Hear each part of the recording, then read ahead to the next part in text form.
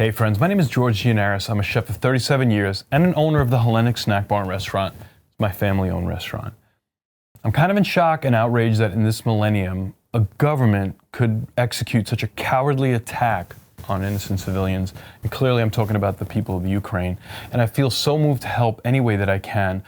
So on Tuesday, March 8th, my restaurant will be offering a special menu and 100% of the proceeds will be donated to the people of the Ukraine.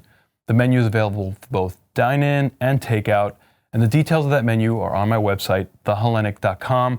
A link to that is in the description below. Now, I do understand that the majority of you watching this are far away from my restaurant, but if it's on your heart to help, visit the website, thehellenic.com. There's a link there and a link in the description of this video that will allow you to donate to the citizens of the Ukraine. That link will be live for as long as needed, and 100% of your gift will be donated directly to them. Thank you for watching and for helping. Let's hope and pray for a fast resolution and for this unnecessary tragedy to just come to an end.